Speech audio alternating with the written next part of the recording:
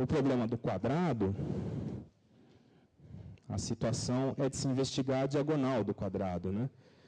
Bom, se eu tenho, pensando assim, não sob o ponto de vista de uma sexta série, mas de nós aqui, que somos mais experientes com a matemática, se eu pego um quadrado de lado L e quero saber quem é a diagonal desse quadrado, pelo teorema de Pitágoras, a gente sabe que a diagonal é L raiz de 2, ou raiz de 2 vezes L. Olha aqui de novo o y igual a kx. Então, a gente pode dizer que a diagonal de um quadrado, ela é diretamente proporcional ao lado e a constante de proporcionalidade é raiz quadrada de 2, sempre, sempre, seja qual for o quadrado, que é aproximadamente 1,41.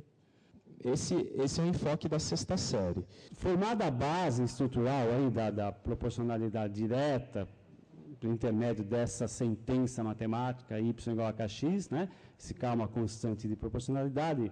Repito, teremos N exemplos que nós poderíamos citar. Nós não podemos omitir essa parte, isso tem que ficar claro. É preciso reforçar esses elementos lá na sexta série, tá? Quer dizer, vamos pensar no curso desde lá de baixo. Chegando na oitava série, a ideia que a gente pega, básica, para trabalhar as razões trigonométricas, nós temos na primeira situação de aprendizagem, que começa na página 12, né? Ampliação e redução, o que se altera e não se altera. Então, parece simples pensar sobre o que se altera e não se altera numa relação de proporcionalidade, mas alguns exemplos mostram para a gente, a vivência mostra para a gente que nem sempre isso é muito claro. E não é muito claro, primeiro, porque nós, de modo geral, nós nos detemos em demasia nas semelhanças entre triângulos. E a semelhança entre triângulos, ela esconde, por uma propriedade maravilhosa que eles têm, os triângulos, né? Ela esconde uma coisa importante. Quer dizer, o que a semelhança de triângulos esconde, no fundo? Qual é a lógica disso? O que a semelhança de triângulos nos diz? Né? Que se eu tenho dois triângulos semelhantes, os lados são proporcionais. Os ângulos têm a mesma medida, os ângulos correspondentes têm a mesma medida. Né? Só que no caso dos triângulos, a gente sabe que uma coisa basta. Quer dizer, se a gente disser que os lados são proporcionais, eu já sei que os ângulos serão congruentes. Eu não preciso fazer essa afirmação, eu sei que é até uma decorrência, não é isso? Então, isso está escondido lá no triângulo. De modo geral, quando você vê a proporção entre os lados, fazer esse está para esse está para esse, você já não pensou mais que os ângulos têm que ser iguais e vice-versa. Você pensa nos ângulos, já matou a proporcionalidade. Esta propriedade que os triângulos escondem não é aplicada às demais figuras, aos demais polígonos. A ideia é como aparecer pela primeira vez a construção de uma tabela trigonométrica, uma tábua trigonométrica, né? E é uma ideia relativamente simples. Eu não sei se vocês já tiveram a oportunidade de construir tabelas trigonométricas com os alunos. Na verdade, quando eu construía tabelas trigonométricas com os meus alunos, eu partia sempre de triângulo retângulo, né? Eu pedia que eles desenhassem com régua e compasso um triângulo retângulo, e normalmente eu pedia assim, cada aluno da classe tinha que desenhar com um ângulo de inclinação diferente, né? Geralmente ia de 5 em 5 graus, e aí eu pedia aqui, desenhado, por exemplo, sei lá, digamos um 20 graus aqui, desenhado esse triângulo retângulo com máximo de precisão, usando os instrumentos geométricos, eu solicitava que os meus alunos medissem com régua esse cateto e a hipotenusa. E que montassem uma tabela, né? Quer dizer, que a hipotenusa A, catetos B e C. E que montassem uma tabela apresentando as razões, né? Escolhi algumas razões, B sobre A, C sobre A, B sobre C, né? Aqui eu peguei seno, cosseno, tangente, né? Mas poderia pegar outras razões também, secante, cossecante. E aí, pedia que os meninos colocassem os valores na tabela para cada um dos ângulos. Então, o responsável pelo ângulo de 20 graus coloca as medidas aqui, o responsável pelo 25 graus coloca as medidas aqui e tal. Bom, isso daqui feito com régua e compasso e tal, dá uma precisão razoável, viu? Razoável. A gente não se distancia. A primeira casa decimal, a gente costuma pegar muito bem. Segunda casa já fica mais difícil, mas a primeira a gente pega bem.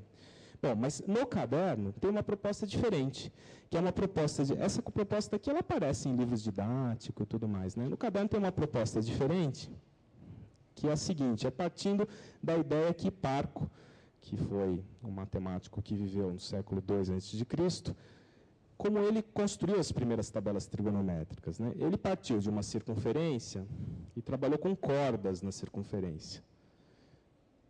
Então, se eu imagino uma corda da circunferência, uma corda menor que o diâmetro, ligando as extremidades dessa corda ao centro, eu tenho os raios da circunferência, né? Bom, qual será que é a relação que existe entre esse ângulo e essa corda? Essa que foi a ideia dele. Bom, esse ângulo aqui eu posso chamar, por exemplo, de alfa. Se eu traçar uma altura desse triângulo, que é um triângulo isósceles, esse ângulo aqui seria alfa sobre 2. Certo? Se eu chamo essa corda aqui de L,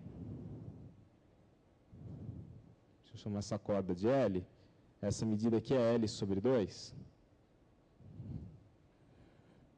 Tá certo?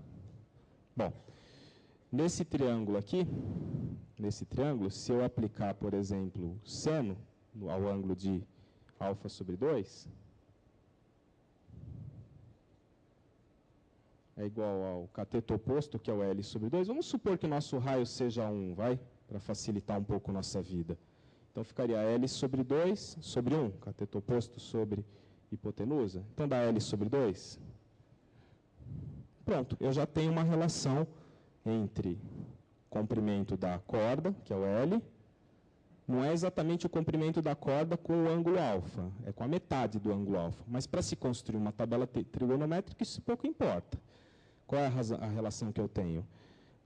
Por exemplo, se eu isolar o L, L é igual a 2 vezes seno de alfa sobre 2.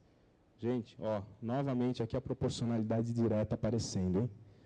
O comprimento dessa corda aqui é diretamente proporcional ao seno da metade do ângulo.